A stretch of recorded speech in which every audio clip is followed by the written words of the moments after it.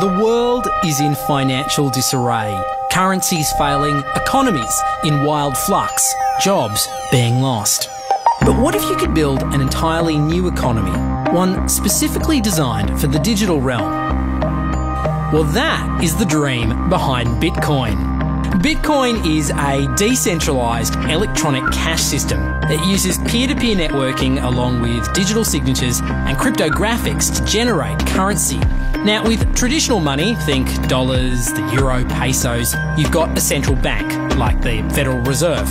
They issue the currency and they print more or less cash as needed, but not with Bitcoin. Bitcoins are generated using a process called mining. Your computer is given a complex mathematical problem to solve, and the goal is a 64-digit number. If your grey box can successfully solve that algorithm, then congratulations, you are the proud owner of a new block of 50 Bitcoins. The network automatically adjusts the difficulty of mining so that 50 Bitcoins are created roughly every 10 minutes. The reason they call it mining is because there's a set number of Bitcoins that can ever be mined in the system. There's only 21 million Bitcoins that will ever be created in total. You can't just print off cash like they do in the real world. You're digging it out of the system like precious metals from some mathematical mine. Right now, a Bitcoin is roughly worth $70 US. Last year, miners generated the equivalent of $16.7 million worth of Bitcoins, and we're only halfway down the mine shaft with over 10 million Bitcoins unearthed already. Like any economy, you don't want too much too fast because then the value of your currency drops, or so slow that your economy grounds to a halt. It's designed to be a self-stabilising economy. Whether it actually is that way though, well, that is a little bit more complicated. Welcome to the exchanges. These exchanges allow people to buy and sell Bitcoins with each other. The largest Bitcoin exchange is Mt. Gox.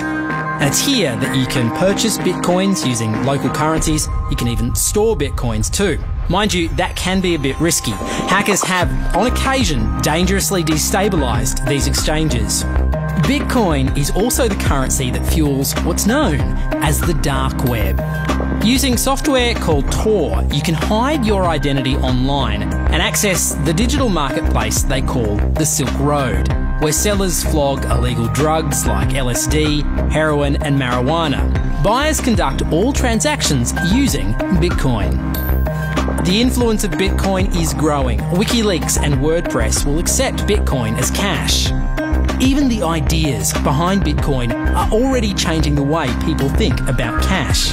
The Royal Canadian Mint have just launched Mint Chip, an electronic currency backed by the Canadian government that borrows a lot from the philosophy of Bitcoin. And ultimately, that is what's most powerful about Bitcoin. Not the coins itself, but the way it can change the way we look at, think about, and most importantly, spend our money.